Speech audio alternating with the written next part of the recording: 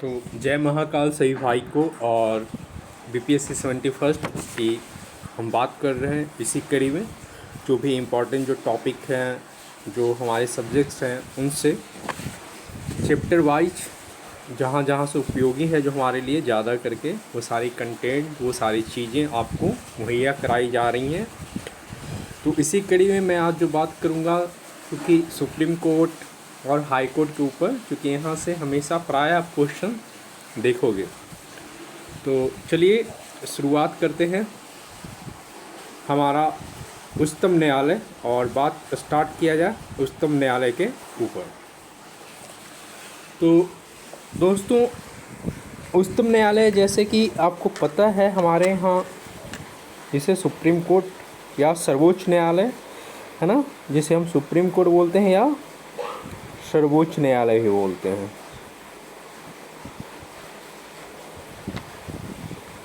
सर्वोच्च न्यायालय, ठीक है। तो भारत शासन अधिनियम जो है ना, हमारे यहाँ जो 1935 में जो बना था, हमारे देश में जो कानून कैसे लागू होने हैं वो ना वहीं से आया है। भारत शासन अधिनियम 1935 से ही हमारे देश में कानून कैसे लागू होंगे ये इसी का देन है। चूँकि हमारे देश का क्या है, न्याय प्रणाली क्या है, न्यायिक जो व्यवस्था है वो क्या है, एकीकृत है, इंटीग्रेटेड है। इंटीग्रेटेड जुडिशियल सिस्टम क्या है हमारा, इंटीग्रेटेड है, एकीकृत है ना। तो संविधान में इसका प्रावधान कहाँ पे किया गया है, बात हो रही है सुप्रीम कोर्ट की। तो संविधान में जो है सर्वोच्च न्यायालय के बारे में कहाँ पे बताया गया है, संविधान के भाग 5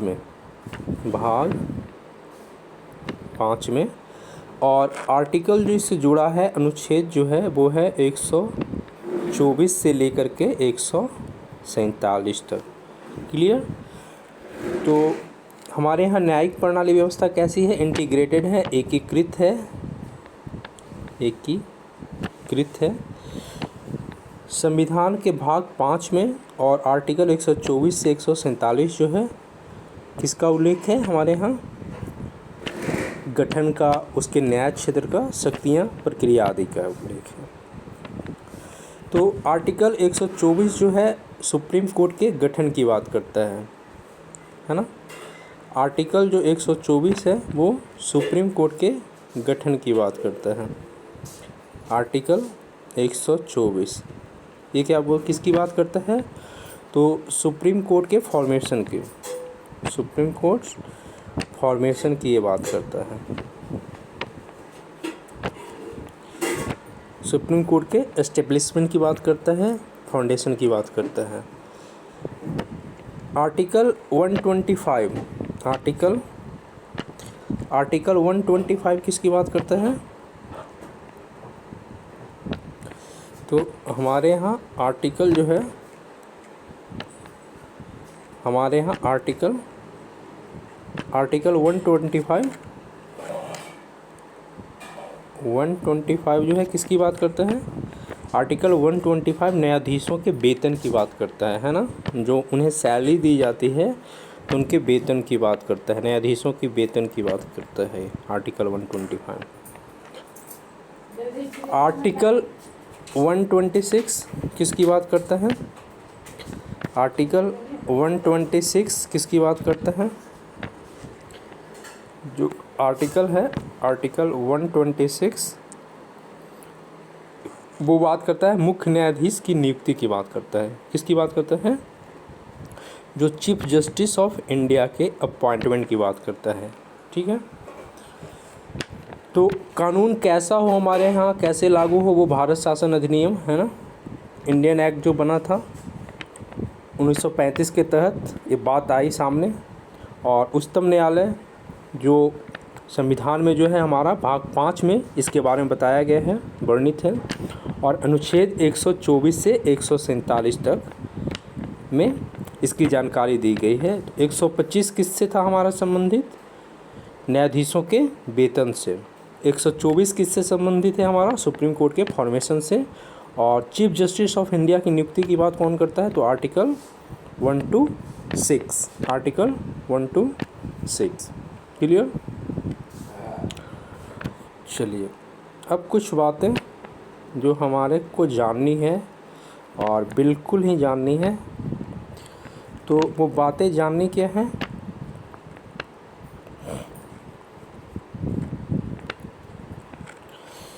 हम जानेंगे इसकी गठन के बारे में, है ना। गठन कब हुआ उच्चतम न्यायालय का हमारे यहाँ, यानी कि फॉर्मेशन यानी फाउंडेशन इस्टेब्लिश कब हुआ? इस्टेब्लिशमेंट या इसका फॉर्मेशन कब हुआ? फॉर्मेशन, है ना। गठन कब हुआ इसका? तो अक्टूबर को, है ना, 1 अक्टूबर 1937, ठीक है, संघीय न्यायालय के रूप में, है ना, संघीय न्यायालय के रूप में। आज के जैसा जो हमारा क्या है, उच्चतम न्यायालय है ना, उसमें तो ये बना संघीय न्यायालय के रूप में, है ना। क्या बना हमारा? उस समय क्या बना था हमारा? ये संघीय न्यायालय के रूप में ये बना था, ठीक है। जो आज का जो स्वरूप है हमारा उच्चतम न्यायालय का, वो कब से है? 28 जनवरी 1950 से। ये बात स्पष्ट होनी चाहिए, है ना। गठन तो हो गया था इसका अक्टूबर 1937 में ही, 1 अक्टूबर 1937 में ही, ठीक है। लेकिन जो आज का जो उच्चतम न्यायालय है उसका स्वरूप जो है 28 जनवरी 1950 को उसकी अवधारणा रखी गई थी, उसका गठन किया गया था। इसका मोटो क्या है हमारा उच्चतम न्यायालय का? बड़ा खतरनाक मोटो है ना। मोटो क्या है उच्चतम न्यायालय का? जो मोटो है उच्चतम न्यायालय का वो ना बड़ा खतरनाक है। क्या है मोटो इसका? मोटो क्या है? मोटो, चलो बड़ा लिखता हूँ, है ना। मोटो क्या है इसका उच्चतम न्यायालय का? इसका मोटो है जहाँ सत्य है वहीं पर जीत है। क्या बोलता है? जहाँ ट्रूथ वहाँ पे क्या है, आप विजित हो, यानी कि आप जीतोगे। तो क्या बोलता है? जहाँ सत्य है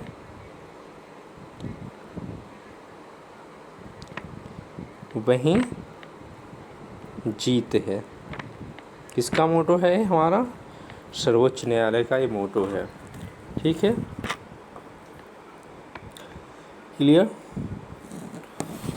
साथ ही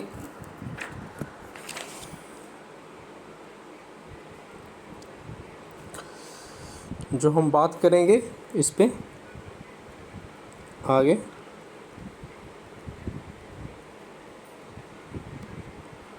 ये बात ही करनी है हमें, है ना।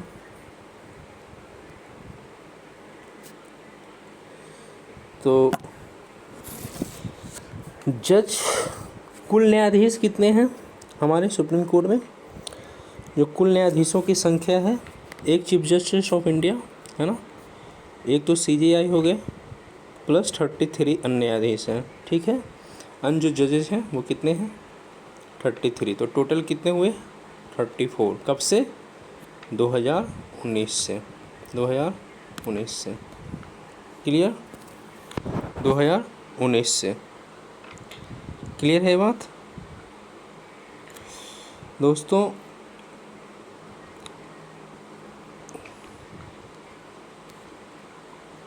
तो 2019 से। अब न्यायाधीशों की नियुक्ति की बात की जाए, है ना, इनको कौन अपॉइंट करता है ना, उस पर देखा जाए, एक नज़र डाला जाए।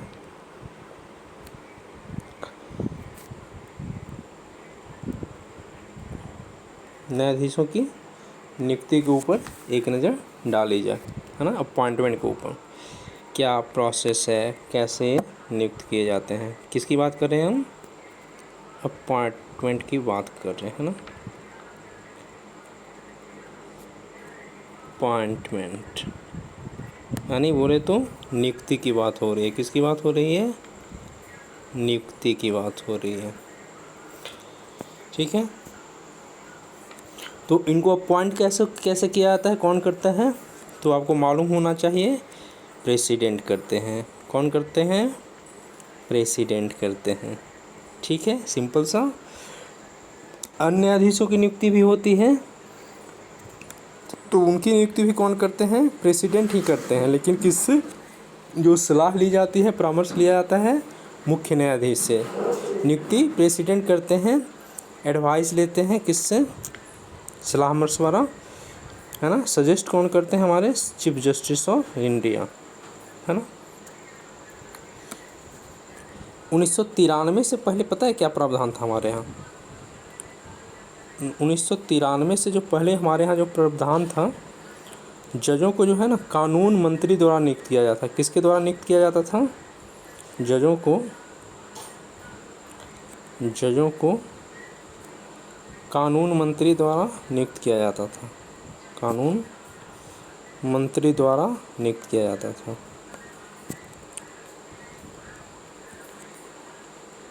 द्वारा नियुक्त किया जाता था, है ना। 1993 से पहले जजों को जो कानून मंत्री होते थे ना, वो नियुक्त करते थे। याद रखिएगा ये पॉइंट, है ना। तो अपॉइंटमेंट किनके द्वारा होता है? प्रेसिडेंट के द्वारा, ठीक है।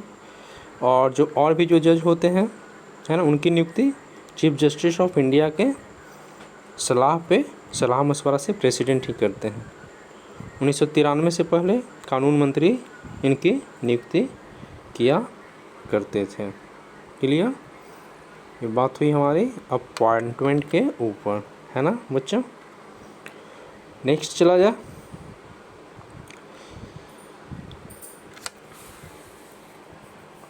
उन्नीस सौ 93 में क्या हुआ ना, जो कॉलेजियम की बात होती है ना, जिसके विरुद्ध में हमारा नेशनल जुडिशियल अपॉइंटमेंट कमीशन आया था, है ना, 2015 में। तो 1993 में क्या हुआ? कॉलेजियम प्रणाली कब से आ गई थी? 1993 से ही आ गई थी, है ना। 1993 से पहले जज को कानून मंत्री नियुक्त करते थे, लेकिन 1993 में फिर क्या हुआ? हमारा कॉलेजियम प्रणाली आ गया, है ना। कॉलेजियम प्रणाली, ठीक है। और जजों का समूह होता है, जिसमें क्या होता है? इसमें कॉलेजियम प्रणाली में जज क्या होता है? ग्रुप होता है जजों का, जिसमें क्या होता है? मुख्य न्यायाधीश तथा कई वरिष्ठ जज इसमें क्या होते हैं? ग्रुप में होते हैं। कौन से? जो भी मुख्य न्यायाधीश हुए हमारे, और जो काफ़ी जो सीनियर, है ना, ये सीनियर जजों का क्या होता है? ये पैनल होता है। सीनियर जज होते हैं ना, है ना, सीनियर जजेस होते हैं इसमें, है ना, उनका एक पैनल होता है, ग्रुप होता है, ठीक है दोस्त। समझ रहे हो आप लोग बात?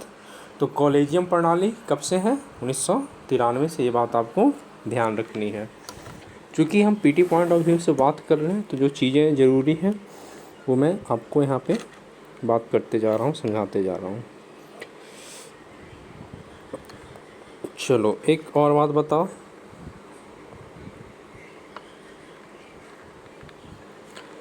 कि जो आखिर शर्त क्या होता है जज बनने के लिए? अर्हताएँ होंगी ना, उसकी कुछ क्राइटेरियाज होंगे, है ना, कि अ पर्सन, है ना, ए मैन, फिर भी ए मैन होता है, ए पर्सन, ए मैन और ए फीमेल, है ना।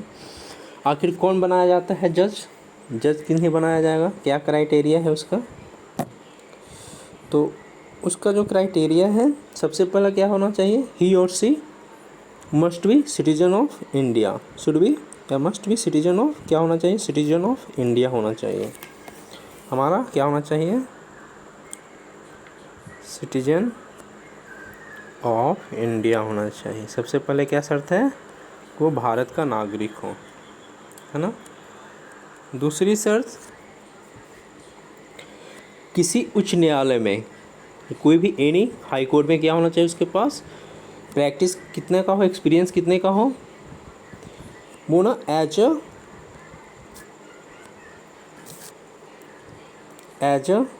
जज रहा हो, एज ए क्या रहा हो? जज रहा हो। कितने साल तक? एज ए जज एक्सपीरियंस ही और सी, जो भी है ना, होल्ड्स या हैव बीन, कितने साल का? 5 साल का उसके पास क्या हो? इसमें स्टाइलस पेन के कारण थोड़ा दिक्कत हो रहा जो इस शब्द में लिख, है ना। चलो सिंपल सा आवाज़ समझो। क्या होना चाहिए उसके पास? एक्सपीरियंस कितने का? Experience 5 years experience. रिक्वायरमेंट कितना है, नीड है 5 ईयर्स एक्सपीरियंस किस चीज़ का, एज अ जज। कहाँ पे, किसी भी हाई कोर्ट में। क्या है, उसे ना क्या होना चाहिए, 5 साल तक वो किसी हाई कोर्ट का जज हो, या उच्च न्यायालय में ही जो हाई कोर्ट है वो ना 10 साल तक वकील, कितने साल तक, एज ए लॉयर जो है 10 साल तक, 10 ईयर्स एक्सपीरियंस हो उसके पास, किस चीज़ का, लॉयर्स का, यानी वकील का, वकील का, है ना, वकील नहीं वकील का, ठीक है। या राष्ट्रपति की निगाह में क्या हो, वो एक अच्छा वेल नोन पर्सन हो, किस चीज़ का, कानून का, लॉज का, यानी न्यायविद हो, वो एक अच्छा खासा न्यायविद हो राष्ट्रपति के नज़र में, ठीक है। एक क्राइटेरिया है, क्या है, सिटीजन ऑफ इंडिया होना चाहिए, 5 साल तक वो एक जज के रूप में कार्य किया हो किसी हाई कोर्ट में, या फिर 10 साल तक वो एज ए वकील के रूप में कार्य किया हो, या फिर राष्ट्रपति की नज़र में एक अच्छा न्यायविद हो, है ना, जिसको एक अच्छी समझ हो कानून की, ठीक है। तो एक क्राइटेरिया हो गया सुप्रीम कोर्ट में जज बनने का, क्लियर। चलो, शपथ पता ही है, राष्ट्रपति या फिर राष्ट्रपति द्वारा जिस व्यक्ति को कहा जाए, है ना, तो इसका जो शपथ है, जो ओथ है, जिसे हम अंग्रेजी में क्या बोलते हैं बच्चों, अंग्रेजी में इसे हम ओथ बोलते हैं, यानी शपथ बोलते हैं, ठीक है। शपथ एक किन की जिम्मेवारी है, तो हमारे प्रेसिडेंट की, या फिर प्रेसिडेंट जिसे नियुक्त करे इस समारोह के लिए, तो वो व्यक्ति उससे दिलाता है। तो अब सिंपल सवाल है, प्रेसिडेंट यदि इसके लिए भेजेंगे तो किसको भेजेंगे, खुद सोच लो।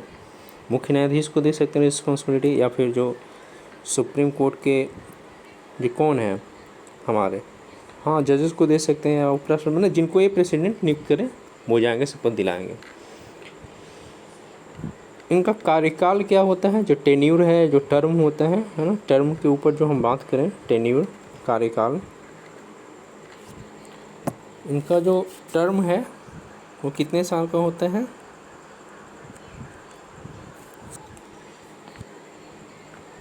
वो टर्म कितने साल का होता है। तो आपने ये बात याद रखना कि संविधान जो है ना हमारा, आवर कॉन्स्टिट्यूशन, आवर कॉन्स्टिट्यूशन, एक आता है डजंट डिस्क्राइब और एक्सप्लेन द टर्म ऑफ जजेस। संविधान के द्वारा ऐसा कोई जो है कार्यकाल, टेन्यूर जो है, टर्म फिक्स ही नहीं किया गया है, ठीक है। या तो कहा गया है कि ये 65 साल तक जो है अपने पद पे बने रह सकते हैं, कितने साल तक, या संसद जो है कार्यकाल का क्या करेगा, निर्धारण करेगा। तो हमारी जो संसद है, पार्लियामेंट है, वो इनका जो टेन्यूर है, टर्म है, उसका निर्धारण कौन कर सकता है, पार्लियामेंट के जो मेंबर्स हैं, वहाँ संसद है, वो कार्यकाल का निर्धारण करेगा, ठीक है। अब इनको जो है ना, ये राष्ट्रपति को अपना त्यागपत्र किसे दे सकते हैं, लिखित रूप से, जो जज होते हैं हमारे, वो यदि अपना त्यागपत्र देना चाहें तो किसे देंगे, त्यागपत्र यानी रिजिग्नेशन देंगे तो किसे देंगे, वो किसे देंगे, प्रेसिडेंट को देंगे, प्रेसिडेंट को देंगे, ठीक है। या संसद की सिफारिश पर, या फिर संसद जो है सिफारिश करे तो क्या है, उनको फिर हटाया जा सकता है। जजों को हटाने के कारण क्या होते हैं, किस कारण से उनको हटाया जाता है, तो 2 कारण होता है हटाने का, जो रिमूवल का जो कारण होता है, कॉज ऑफ रिमूवल, या हटाने का जो कारण है उनका, कॉज ऑफ रिमूवल क्या है, 2 ठो, दुर्व्यवहार, है ना, यानी कि मिसबिहेव या मिसबिहेवियर, है ना, और दूसरा अक्षम यानी इनकैपेबल, वो क्या है, वो क्या है, अक्षम है, यानी कि कैपेबल नहीं है ना, इनकैपेबल है, वो क्या है, अक्षम है। ठीक है, तो मिसबिहेव यानी दुर्व्यवहार और अक्षमता, उनके हटाने का मुख्य कारण क्या है, दुर्व्यवहार या अक्षमता। ठीक है, अब इनको हटाने की यदि आवश्यकता हो ना, तो पता है क्या होता है, आपको मैंने मेजॉरिटी पे एक वीडियो ही बनाया हुआ है, समझाया हुआ है। तो किसी जज को हटाना होता है, संसद में पहुंचता है तो दोनों सदनों द्वारा उसे 2/3 विशेष बहुमत से पास करना होता है ना, यानी विशेष बहुमत से इनको हटाया जाता है, याद रखना है ना, 2/3 से। जब जज को हटाना हो और यह संसद में ऐसा बात पहुंचता है तो सदनों द्वारा, सदनों का मतलब समझ रहे हो ना, दोनों सदन जो हमारा लोकसभा है और राज्यसभा है, तो वहाँ पे 2/3 यानी जो सदस्य संख्या है उसका 2/3 यानी 2/3 पता ही है, विशेष बहुमत की बात है। तो विशेष बहुमत से जो है पास किया जाता है उस प्रस्ताव को, तभी इनको हटाया जाता है। क्लियर?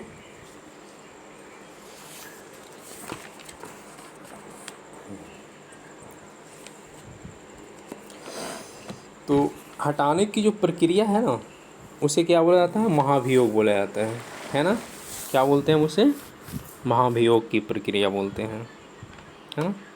तो वो थोड़ा समझते हैं हम लोग, महाभियोग की प्रक्रिया क्या है।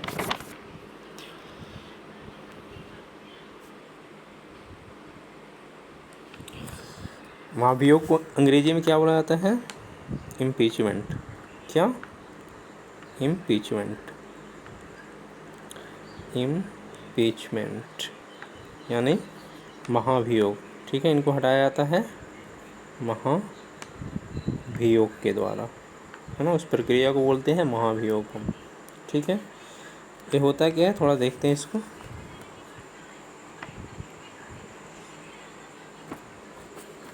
न्यायाधीश जांच अधिनियम है एक, है ना, इनके जांच अधिनियम 1968 के तहत, जो न्यायाधीश जांच अधिनियम है 1968, उसके तहत होता क्या, उच्चतम न्यायालय के न्यायाधीशों को हटाने के संबंध में ये महाभियोग की बात करता है। जो उच्चतम न्यायालय के जो न्यायाधीश हैं, जो सुप्रीम कोर्ट के जो जजेज हैं, उनको हटाने की बात करता है इम्पीचमेंट के द्वारा, यानी महाभियोग के द्वारा।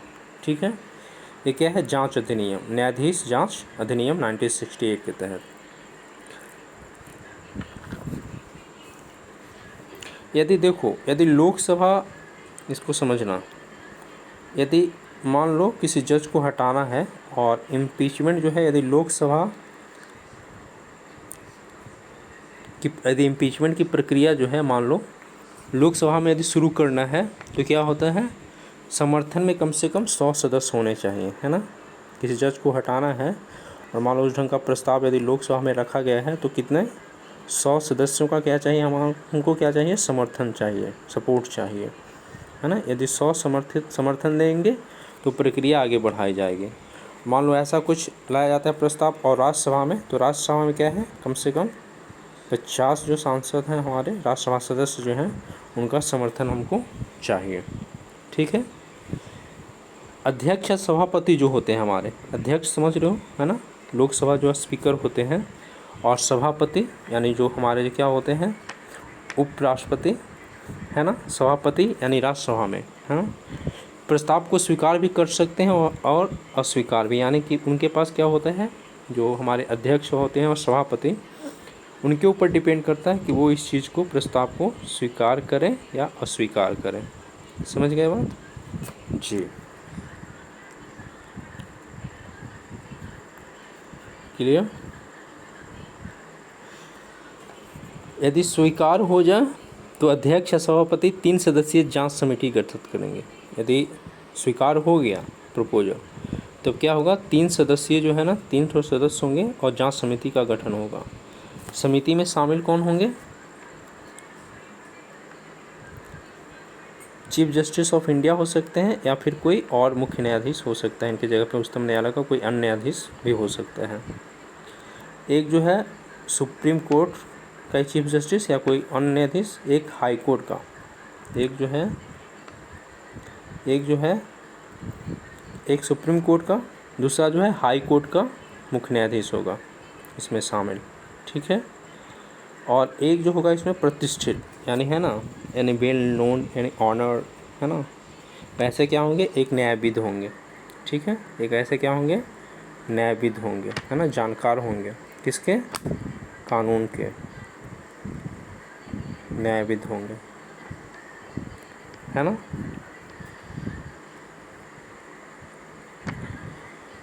तो जांच कमेटी में कौन कौन होंगे, मुख्य न्यायाधीश होंगे, या फिर कोई उच्चतम न्यायालय का ही कोई न्यायाधीश होगा, या फिर हाई कोर्ट का, उच्च न्यायालय का कोई न्यायाधीश होगा, और एक प्रतिष्ठित न्यायविद होंगे।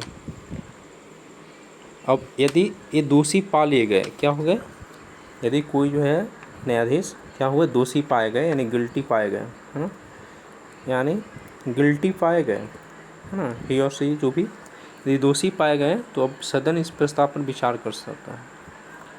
विशेष बहुमत से क्या होगा, फिर प्रस्ताव पारित होगा, राष्ट्रपति के पास जाएगा, और राष्ट्रपति अंत में हटने का उनको निर्देश देगा। हालांकि आज तक किसी भी जज को नहीं हटाया गया है ना, आज तक किसी भी जज को नहीं हटाया गया है ना, किसी भी जज को नहीं हटाया गया है, किसी भी जज को नहीं हटाया गया है।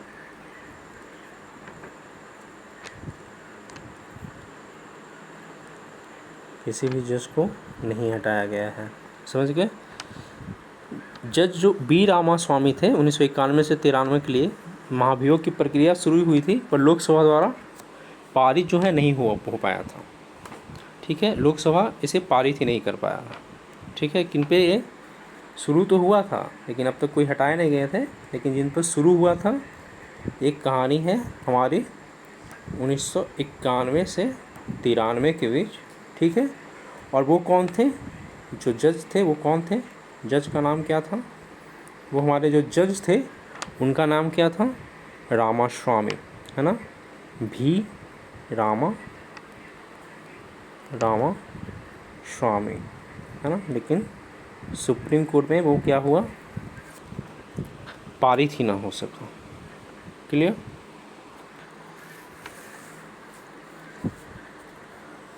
आप ना इनके वेतन भत्ते को एक खुद से एग्जामिन करेंगे, ठीक है। इनका वेतन भत्ता क्या है, ये ना आपका काम है ना। जो मुख्य न्यायाधीश हैं या जो सुप्रीम कोर्ट के न्यायाधीश हैं उनका वेतन भत्ता क्या है ना।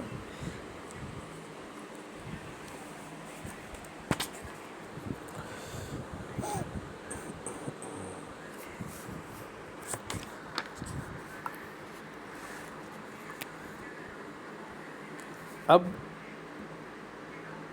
जो कुछ चीज़ें हैं जो बीपीएससी के लायक जाननी है, ठीक है, तो वो चीज़ें क्या है, कार्यकारी मुख्य न्यायाधीश और तदर्थ अस्थायी न्यायाधीश, है ना, कार्यकारी और अस्थायी,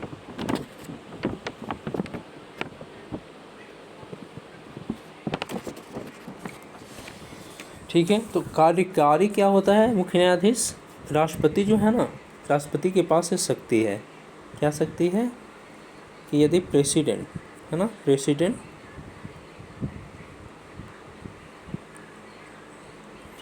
जो है के पास ये शक्ति है,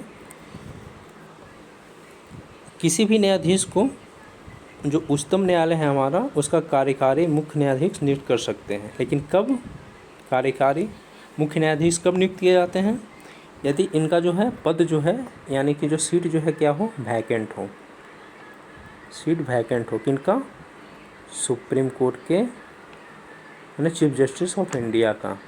तो कार्यकारी मुख्य न्यायाधीश नियुक्त होते हैं जब, यानी कि सीट वैकेंट हो, पद रिक्त हो, या अस्थायी रूप से मान लो कि वो एब्सेंट हो, है ना, टेम्पोररी कहीं पे मान लो वो नहीं हो, एब्सेंट हो, है ना, प्रेजेंट ना हो, या फिर जो चीफ जस्टिस ऑफ इंडिया है वो कैपेबल नहीं है ना, वो अपनी जिम्मेदारी यानी अकाउंटेबल नहीं है, रिस्पॉन्सिबिलिटी वो क्या कर रहे हैं, वो होल्ड नहीं कर पा रहे हैं, रिस्पॉन्सिबिलिटीज़ को वो नहीं निभा पा रहे हैं, यानी अकाउंटेबल नहीं है।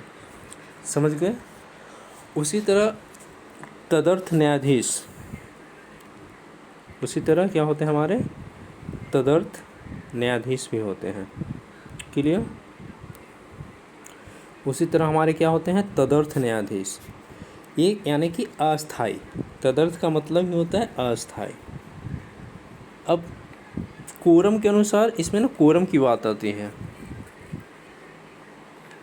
तो होता है क्या कि वहाँ पे भी ना कोरम की बात होती है, कहाँ पे, हमारा सुप्रीम कोर्ट में।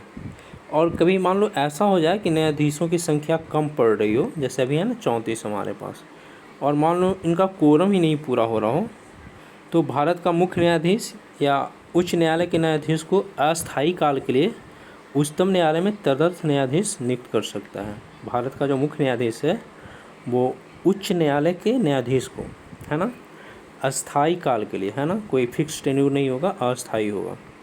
उच्चतम न्यायालय में क्या होता है, वो तदर्थ न्यायाधीश नियुक्त करता है। ठीक है। अब होगा क्या, तदर्थ न्यायाधीश कैसे नियुक्त किया जाएगा। मान लो किसी सुप्रीम कोर्ट का जो चीफ जस्टिस ऑफ इंडिया है वो मान लो बिहार के हाई कोर्ट से जज को ले जा रहे हैं, बिहार के हाई कोर्ट से, बिहार के जो हाई कोर्ट है उसके मुख्य न्यायाधीश को, तो होगा क्या, जिस न्यायालय से हम लेकर आ रहे हैं ना उसके मुख्य न्यायाधीश से पूछना पड़ता है। और इससे पहले क्या होती है कि राष्ट्रपति की भी पूर्व अनुमति लेनी पड़ती है। क्लियर। और फिर जब यदि फिर ये अपॉइंट हो गए तदर्थ न्यायाधीश के रूप में, यदि ये अपॉइंट हो गए सुप्रीम कोर्ट में, तो इनकी भी जो अर्हता होगी, जो मान्यता होगी, वो उच्चतम न्यायालय के न्यायाधीश के बराबर हो जाएगी। और सारी जो सुविधाएं, जो भत्ता है, वो भी किसके बराबर मिलेगा, उच्चतम न्यायालय के न्यायाधीश की तरह ही मिलेगा। ठीक है। तो तदर्थ न्यायाधीश या स्थायी न्यायाधीश कब नियुक्त किया जाता है, जब कोरम की पूर्ति ना हो, है ना, जो जितनी मैंने सदस्यों की जो न्यायाधीशों की संख्या चाहिए और वो पूरा ना हो रहा हो, तो सुप्रीम कोर्ट के जो न्यायाधीश हैं, चीफ जस्टिस ऑफ जो इंडिया हैं, वो क्या करेंगे, वो किसी भी हाई कोर्ट से किसी भी न्यायाधीश को तदर्थ न्यायाधीश के रूप में, अस्थायी न्यायाधीश के रूप में सुप्रीम कोर्ट में अपॉइंट करते हैं। लेकिन इसके लिए राष्ट्रपति की पूर्व अनुमति होती है, और जहाँ से वो लाने जाएंगे, जिस भी कोर्ट से नियुक्ति करेंगे, वहाँ के मुख्य न्यायाधीश से ये बात पूछनी पड़ती है ना, उनसे भी सहमति लेनी पड़ती है। यदि ऐसा होता है तो उसके बाद जो भी न्यायाधीश जो होंगे उन्हें उच्चतम न्यायालय के न्यायाधीश की जितनी अर्हता दी जाएगी, यानी मान्यता होगी, कंसीडर किया जाएगा, और वो सारी जो फैसिलिटीज़ है ना, जो सुविधाएं हैं, उनको उच्चतम न्यायालय के न्यायाधीश की तरह ही मिलेगा, दिया जाएगा। ठीक है। अब जब न्यायाधीश सेवानिवृत्त हो जाते हैं तो क्या होता है ना, मन में उठ रहे होंगे विचार। तो सेवानिवृत्त न्यायाधीश मान लो जो हो जाते हैं ना, तो उनको नियुक्ति के लिए अभी जैसे हमने पढ़ा है ना तदर्थ न्यायाधीश के बारे में, है ना, तो उनसे ना पूछना पड़ता है ना। किसी रिटायर्ड जज को मान लो एक शॉर्ट टर्म के लिए, एक शॉर्ट पीरियड के लिए सुप्रीम कोर्ट या हाई कोर्ट का जो है ना वकील जो है, न्यायाधीश जो है, जज जो है बनाया जा सकता है, अभी हमने देखा ही है ना। और लेकिन क्या होती है कि राष्ट्रपति की पूर्व सहमति ज़रूरी होती है। और उसके भत्ते जो हैं कौन तय करेगा, किसी भी सेवानिवृत्त जो है, मान लो जो रिटायर्ड हो चुके हैं, यदि उन्हें नियुक्त किया जाता है तो उनके भत्ते को जो है कौन तय करेगा, वो सुप्रीम कोर्ट का जज नहीं समझा जाएगा, राष्ट्रपति निर्धारित करते हैं उसके भत्ते को, है ना, राष्ट्रपति निर्धारित करते हैं उसके भत्ते को। ठीक है। जो वेतन भत्ता है, आपको ऐसा मालूम होना चाहिए, वो संसद द्वारा निर्धारित होता है। इनका जो वेतन भत्ता है किनके द्वारा, पार्लियामेंट के द्वारा निर्धारित किया जाता है। लेकिन जब किसी रिटायर्ड जज को मान लो फिर से कहीं पे सुप्रीम कोर्ट या हाई कोर्ट में नियुक्त किया जाता है, तो उसके भत्ते वगैरह राष्ट्रपति तय करते हैं, निर्धारित करेंगे। ठीक है। अब न्यायालय की प्रक्रिया क्या है, न्यायालय की प्रक्रिया ऐसी है कि उच्चतम न्यायालय जो है ना हमारा, वो राष्ट्रपति की मंजूरी के बाद जो है न्यायालय को कैसे चलाना है, संचालन वगैरह उसका कैसे करना है, उसके हेतु नियम जो है क्या कर सकता है, वो रूल रेगुलेशन जो है बना सकता है ना। अगर मान लो कोई संवैधानिक, मान लो कॉन्स्टिट्यूशनल डिस्प्यूट है, कोई मामला है ना, कोई ऐसा डिस्प्यूट है, कोई ऐसा मामला है, केस है, किससे संबंधित है, संवैधानिक है, मान लो कॉन्स्टिट्यूशनल मैटर है, कॉन्स्टिट्यूशनल मैटर है, ठीक है, कुछ ऐसा मैटर है, कॉन्स्टिट्यूशनल मैटर है, तो होता है क्या, तो उस मामले को सुनने के लिए कम से कम कितने जज होने चाहिए। कॉन्स्टिट्यूशनल कोई मैटर है तो 5 जज मिल करके सुनेंगे उस मैटर को, कम से कम 5 जज चाहिए उस मैटर को सुनने के लिए, ठीक है। आम कुछ ऐसा साधारण मामला है ना, इतना मतलब खास मैटर नहीं है, क्या है, कुछ नॉमिनल थिंग्स हैं, नॉर्मल चीज़ें हैं, उसके लिए क्या होती हैं, कम से कम 3 जज होने चाहिए, है ना। यदि सिंपल सा मैटर है कोई, तो उसके लिए कम से कम 3 जजेस चाहिए, ठीक है।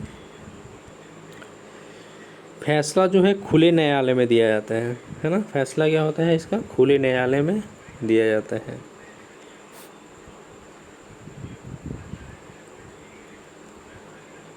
अब उच्चतम न्यायालय की स्वतंत्रता क्या है, आपको पता होना चाहिए इसकी स्वतंत्रता क्या है, तो हम सब जानते हैं, बहुत अच्छे से जानते हैं। मूल अधिकारों का क्या है, फंडामेंटल का ये सबसे बड़ा क्या है, हमारा रक्षक है ना। ये क्या करता है, हमें उसकी रक्षा करता है, फंडामेंटल राइट्स का।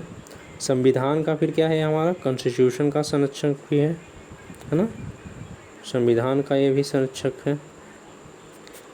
फिर क्या है, और चूँकि ज़रूरी भी है ना, क्योंकि जो हमारा लेजिस्लेचर है और जो एग्जीक्यूटिव है, लेजिस्लेटिव और एग्जीक्यूटिव को कहीं ना कहीं हमारा स्वतंत्र रहेगा न्यायपालिका, तभी तो है ना पूरे रूप से, पूरे स्वतंत्र रूप से कानून जो आ रहे हैं, जो बन रहे हैं, उनका क्रियान्वयन कैसे हो रहा है, उन सारी चीज़ों को चेक करेंगे। वो संविधान सम्मत कानून बन पा रहा, नहीं पा रहा, उसका जो किस तरह से वो लागू हो रहा धरातल पे, है ना। तो स्वतंत्रता तो इनकी बहुत ज़रूरी है, ठीक है। एक कार्यकाल की सुरक्षा इसलिए बोला जाता है, इनको जो है ना कार्यकाल की सुरक्षा दी जाते हैं, किनको, जो जजेस होते हैं सुप्रीम कोर्ट के, क्योंकि जब तक वो क्या है ना, जब तक वो उनका व्यवहार ठीक है, अब व्यवहार के मामले में या फिर क्या है, वो कैपेबल हैं, तो हनन नहीं करता तब तक बना रहता है ना। यदि कुछ कार्यकाल की सुरक्षा उनकी जो है बिल्कुल है, तब तक वो बिल्कुल संवैधानिक रूप से, बिल्कुल स्वतंत्र रूप से अपने गरिमा के साथ कार्य को अंजाम दें। वेतन भत्ते साइड से बात है, संसद निर्धारित तय करता है ना, और सिवाय वित्तीय आपातकाल के इनकी सेवा शर्तों में कोई कटौती नहीं की जाएगी, ठीक है। इनका जो वेतन जो भत्ता है वो है संचित निधि पर आधारित होता है, कहाँ पे, संचित निधि पे। सुप्रीम कोर्ट के जो भी न्यायाधीश हैं उसके जो वेतन भत्ते कहाँ पे, तो कंसोलिडेटेड फंड ऑफ इंडिया से, आप संचित निधि से, ठीक है, संचित निधि से।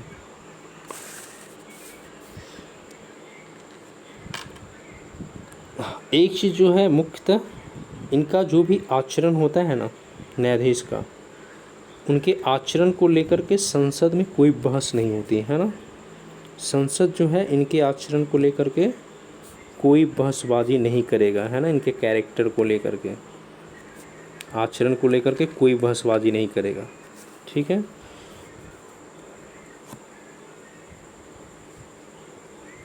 अब होता क्या है कि किसी भी सेवानिवृत्ति के बाद इनका क्या है ना, कि सेवा जब ये निवृत्त हो जाते हैं, रिटायर्ड हो जाते हैं, तो वो किसी न्यायालय में जो है कार्य करने की स्वतंत्रता नहीं दी जाती है।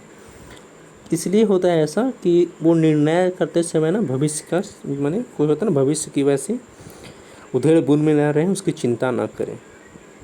यदि उच्चतम न्यायालय की अवमानना कोई करता है ना, कोर्ट ऑफ अटेम्प्ट होता है ना, अवमानना यदि कुछ करता है, तो यदि ना माने उच्चतम न्यायालय की कही बात को, तो दंड देने का भी अधिकार है ना।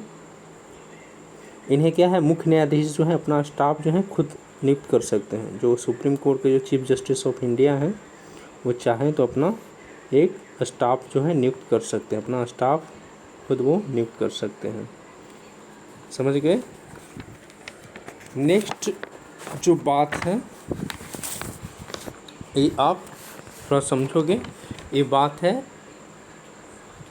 उच्चतम न्यायालय को, कि संसद को जो है उच्चतम न्यायालय के निर्णय में कटौती का अधिकार नहीं है। ठीक है, संसद को जो उच्चतम न्यायालय है उसको जो है कटौती का अधिकार नहीं दिया गया है ना। कार्यपालिका से पृथक है, आपको पता है। अब इसका जो मुख्य जो है बिंदु पर जो हम चर्चा करने जा रहे हैं, जो काफ़ी महत्वपूर्ण है ना, जो काफ़ी महत्वपूर्ण है, समझ गए। तो जो काफ़ी महत्वपूर्ण है वो क्या है, अब इसकी जो शक्तियाँ और जो क्षेत्राधिकार हैं, क्या है, शक्तियाँ और जो क्षेत्राधिकार हैं उस पर हम बात करेंगे।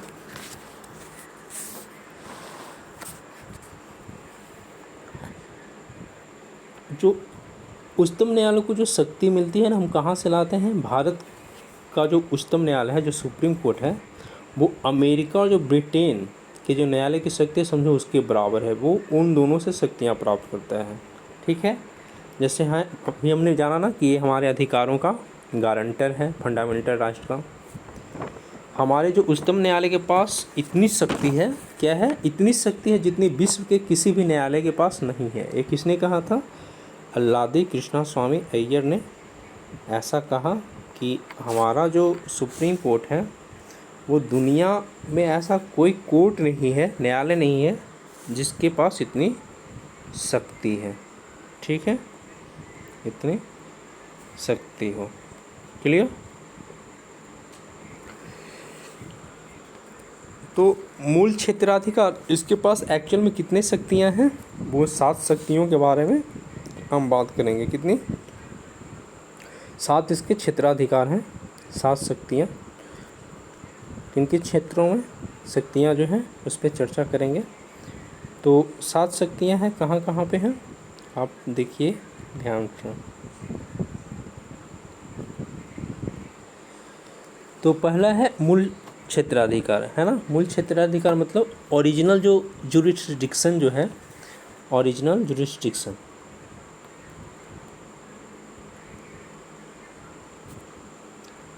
ओरिजिनल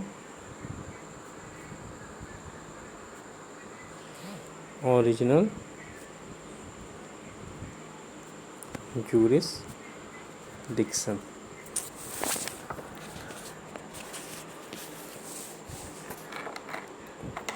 ओरिजिनल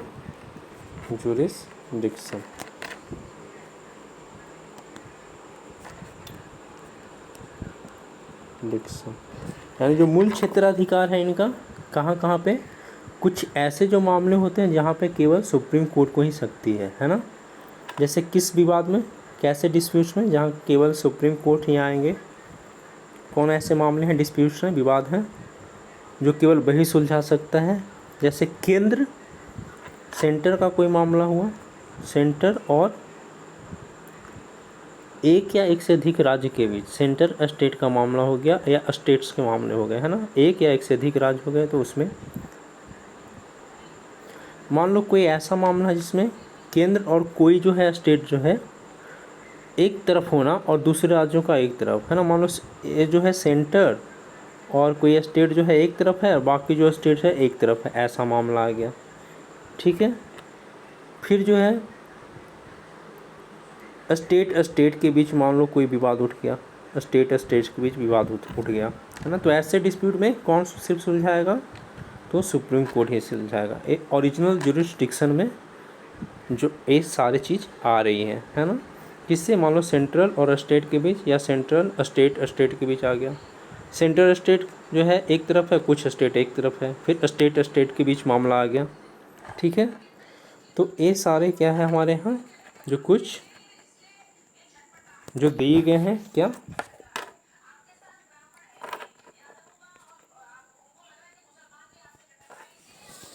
ठीक है।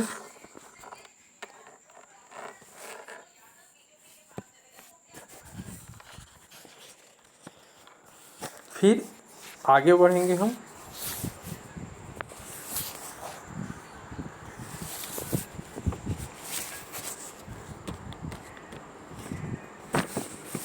आगे बढ़ते हैं।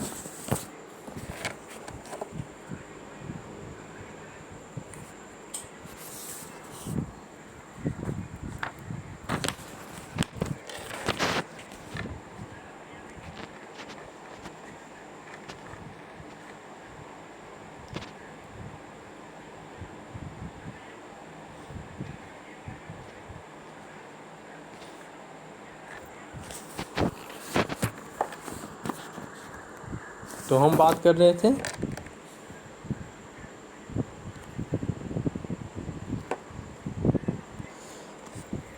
जी मूल क्षेत्राधिकार के ऊपर। तो उच्च न्यायालय के इस न्याय क्षेत्र में निम्नलिखित जो है समाहित किए जाते हैं मूल क्षेत्राधिकार में। जैसे मान लो कोई संधि समझौता जो संविधान से पहले लागू हुआ हो, है ना। ऐसे ही मान लो कोई संधि है या समझौता है जो मान लो संविधान से भी पहले का है ना। तो उसको किसके न्याय क्षेत्राधिकार में आएगा? सिर्फ सर्वोच्च न्यायालय के न्याय क्षेत्राधिकार में। उच्चतम न्यायालय उसको देखेगा, ठीक है। या अंतर्राज्यीय जो जल विवाद है ना, अंतर्राज्यीय जल विवाद का मामला है।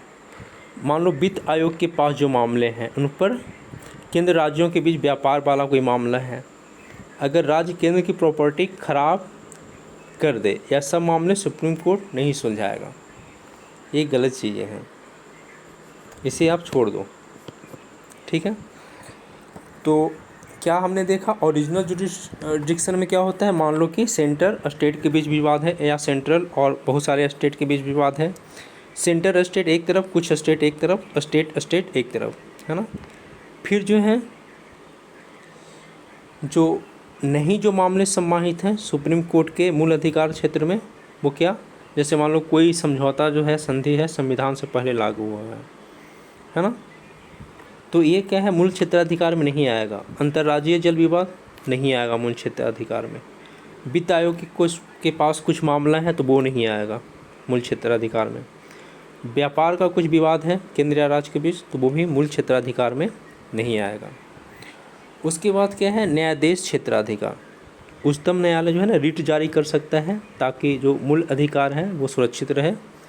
और रिट के मामले में उच्चतम न्यायालय जो है उच्च न्यायालय के पास रिट के मामले में उच्चतम न्यायालय से क्या है? अधिक शक्तियाँ हैं। ये आपको चीज़ बिल्कुल ध्यान में रखनी है। क्या ध्यान में रखनी है? कि जो आपको जैसे पता चला, क्या पता चला कि उच्चतम न्यायालय रिट जारी कर सकता है। कब रिट जारी करता है? रिट कब जारी करता है? रिट कब जारी करता है? फंडामेंटल जो राइट्स हैं, ताकि मूल अधिकार जो हमारे हैं, फंडामेंटल जो राइट्स हैं वो सुरक्षित रह सकें, है ना। तो उच्च न्यायालय के पास जो है, हाई कोर्ट के पास जो है क्या है? हाई कोर्ट जो है इस मामले में ग्रेटर देन है सुप्रीम कोर्ट से। यानी रिट जारी करने की शक्ति जो उच्च न्यायालय के पास है वो उच्चतम न्यायालय से अधिक है, ठीक है। तो अपीलीय क्षेत्राधिकार, है ना। अगर निचली अदालत से कोई खुश नहीं है तो व्यक्ति क्या है? सुप्रीम कोर्ट के पास जा सकता है ना। अपीलीय क्षेत्राधिकार यानी अपील का क्षेत्राधिकार है ना उसके पास, है ना। एपिलेट जुरिस्डिक्शन जिसे बोलते हैं। एपिलेट कौन कौन से हैं आप खुद देख लो, है ना। क्या है? Appellate jurisdiction. क्या क्या? एपिलेट जुरिस्डिक्शन, है ना। जुरिस्डिक्शन है, ठीक है। एपिलेट जुरिस्डिक्शन है यानी अपीलीय क्षेत्राधिकार है। अगर मान लो कोई व्यक्ति है ना निचली अदालत से खुश नहीं है तो वो सुप्रीम कोर्ट जा सकता है। और इस मामले क्या है? 4 अपील कर सकता है। संवैधानिक मामला हो कोई, है ना, कॉन्स्टिट्यूशनल डिस्प्यूट हो, दीवानी मामला हो, है ना, फिर आपराधिक या फौजदारी या विशेष अनुमति द्वारा अपील किया जा सकता है, ठीक है।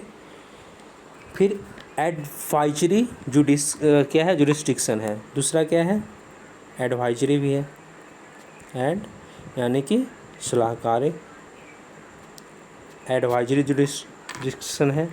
ठीक है, तो एडवाइजरी में क्या होता है, यानी सलाह मशवरा, है ना। तो एडवाइजरी में सलाहकार क्षेत्राधिकार या जिसे परामर्श क्षेत्राधिकार बोला जाता है। तो आर्टिकल आपको पता है, जो आर्टिकल 143 राष्ट्रपति को 2 श्रेणियों में सुप्रीम कोर्ट से राय ले सकता है। कब? 2 ऐसे कारण होते हैं जब वो सुप्रीम कोर्ट के न्यायाधीश से, मुख्य न्यायाधीश से राय लेता है। जैसे कोई मान लो पब्लिक कुछ ऐसा मैटर हुआ, है ना, गवर्नमेंट रिलेटेड मैटर हुआ, लेकिन अगर कोई संधि है संविधान बनने के पहले की है, इसमें सलाह जो क्या होता है, राष्ट्रपति माने या ना माने उसकी इच्छा है, लेकिन सलाह जो है देनी पड़ती है। किसे देनी पड़ती है? सुप्रीम कोर्ट को, है ना। यानी सुप्रीम कोर्ट को कोई संधि ऐसी है, मान लो संविधान बनने के पहले के, तो उसमें जो है वो सलाह देगा। हालांकि मानना ना मानना राष्ट्रपति के ऊपर है। ठीक है, कोई सार्वजनिक मैटर है उस पर चाहे सुप्रीम कोर्ट सलाह दे भी ना भी दे, है ना, ये ज़रूरी नहीं है कि यहाँ पे देना ही है। क्लियर? तो ये था एडवाइजरी जुरिस्डिक्शन, एडवाइजरी जुरिस्डिक्शन। तीसरा जो क्षेत्राधिकार है, चौथा, वो क्या है हमारा, जुडिशियल रिव्यू का। क्या है? जुडिशियल रिव्यू का है। क्या है? जुडिशियल रिव्यू का है ना। जुडिशियल रिव्यू मतलब न्यायिक पूर्णावलोकन की बात की जा रही है। किसका? न्यायिक पूर्णावलोकन की बात। सुप्रीम कोर्ट के पास क्या है, न्यायिक समीक्षा की शक्ति होती है ना। वो अपने फैसले को यदि कोई कानून संविधान के हिसाब से ना हो उसे ख़त्म कर सकता है ना। या फिर वो अपने फैसले को क्या कर सकता है, फिर से रिव्यू कर सकता है, डिसीजन को रिव्यू कर सकता है, खुद के डिसीजन को। ठीक है, फिर अन्य शक्तियाँ उसके पास क्या है, इन्फोर्समेंट ऑफ फंडामेंटल राइट्स, आपको पता ही है उसके पास है, ट्रांसफ़र ऑफ केसेस का, है ना।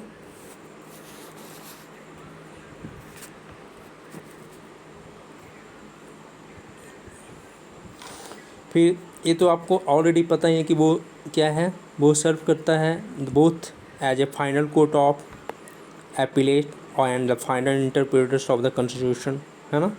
फाइनली जो इंटरप्रेटर माना जाता है संविधान का, वो क्या है, हमारा सुप्रीम कोर्ट ही है। क्लियर? कुछ जो अन्य शक्तियाँ हैं, अन्य शक्तियाँ जैसे राष्ट्रपति उपराष्ट्रपति के चुनाव से संबंधित कोई विवाद हो, राष्ट्रपति या उपराष्ट्रपति के चुनाव से संबंधित कोई विवाद हो तो केवल सुप्रीम कोर्ट देखेगा। यूपीएससी का मान लो सदस्य ने अगर दुर्व्यवहार कर दिया, कोई यूपीएससी का सदस्य है, तो राष्ट्रपति जो है सुप्रीम कोर्ट को जांच करने के लिए कहेगा, और यदि उस सदस्य की गलती मानी गई, निकल गई, तो फिर वो बाध्य है, सुप्रीम कोर्ट उसको हटा सकता है। यदि उच्चतम न्यायालय को अगर उसका कोई निर्णय गलत लगता है तो है ना, वो खुद वो गलती है ना, रिव्यू, उच्चतम न्यायालय में कोई मामला लंबित पड़ा हो या उस मामले को अपने अंतर्गत ले सकता है ना। यदि उच्च न्यायालय में मान लो कोई ऐसा मामला हो जो उच्च न्यायालय में लंबित पड़ा हो और सुप्रीम कोर्ट उस पर चाहे तो हस्तक्षेप कर सकता है, उस मामले को अपने अधीन कर सकता है। और इतना हमें ध्यान रखना है कि सुप्रीम कोर्ट नाम ही सुप्रीम नहीं है, सुप्रीमो है भी हमारे देश का, और इसका जो फैसला होता है ना, इसका फैसला होता है, क्या होता है, हर जगह मान्य होगा, लागू होगा। ठीक है, इसका फैसला हर जगह, निर्णय जो है लागू होता है, मान्य होता है। क्लियर? तो ये थी सुप्रीम कोर्ट के ऊपर कुछ जो बातें थी, जाननी थी आपको, आप जान चुके हो। और नेक्स्ट हम देखेंगे उच्च न्यायालय के ऊपर। तब तक के लिए आप स्वस्थ रहें, मस्त रहें और मेहनत से काम करते रहें। हर हर महादेव।